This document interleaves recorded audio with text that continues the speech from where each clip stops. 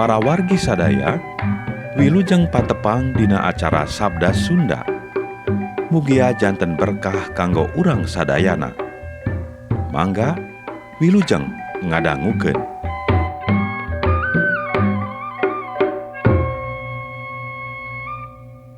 Injil Yesus Kristus numutkeun Santo Matius. Sabot anjeunna sasauran keneh, Yudas, murid tinu 12 tea geus datang jeung jelema loba pisan. Marawa pedang jeung gegendir, titahan imam-imam kapala jeung para kokolot. Eta jelema hianat teh memehna geus mere isyarat.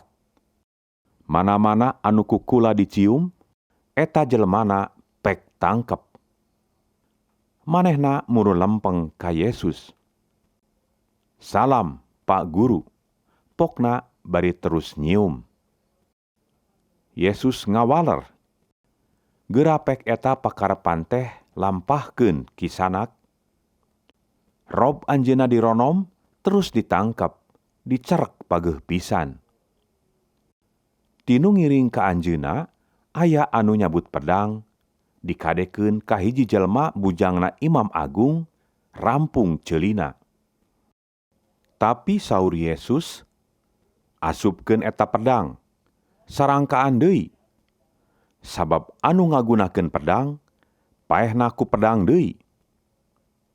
Dikira kami teu bisa nyambat karama kami, menta balad malaikat leuwih ti 12 pasukan. Tapi lamun kitu, kumaha rek laksana ucapan kitab suci, yen kudu kieu jadina."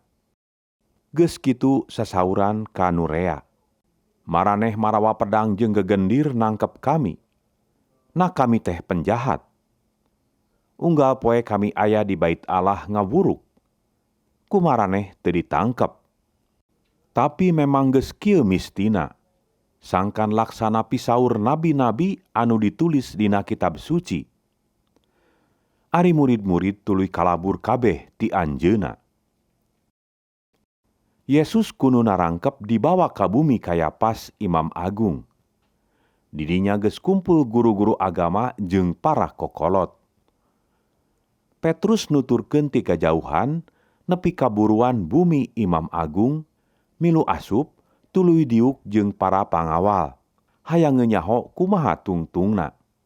Imam-imam kapala jeung sakumna mahkamah agama geus sakedah polah neangan bukti palsu anu bisa ngalantarankeun Yesus dihukum pati. Tapi bukti anu dipikahayang hiji ge teu aya. Sanajan ari nu nawarkeun maneh jadi saksi palsu mah loba. Tungtungna aya 2 jelema anu maju ka hareup.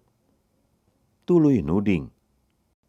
Ieu jelema kungsi nyebutkeun kieu, "Ieu bait Allah ku kami rek diruag. Sanggeus heuleut 3 poe rek diadegeun deui." Imam Agung tuluy ngadeg, mariksa ka Yesus saurna, "Kumaha? Rek dijawab eta panuding ka maneh?" Yesus teu ngawaler. Imam Agung nimbalan deui ka anjeunna, "Demi Allah anu jumeneng, ieu kami ngancam ku sumpah, aku, nya maneh teh Kristus, Putra Allah?" Yesus ngawaler, "Kitu pilahir anjeun. Nanging sing percanten, ti semet ayeuna bakal kataringali ku aranjeun Putra Manusa calik di tengeneun Allah nu Maha Kawasa, tuluy sumping ti langit dina mega." Berewek Imam Agung nyosoweh angguanana, tuluy ngalahir. Ngahina ka Allah. Teu perlu deui urang make saksi.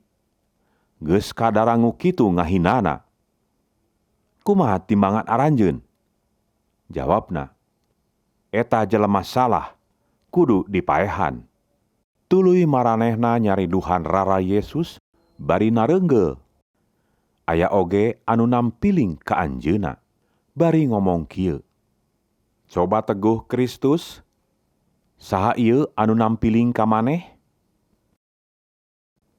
Sabot Petrus diuk di buruan luar, disamperkeun ku hiji awewe babuna Imam Agung.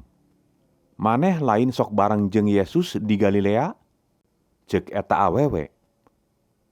Tapi Petrus ngangles di hareupeun sarerea. Ngomong naon ieu teh? Kuring teu ngarti, jawabna.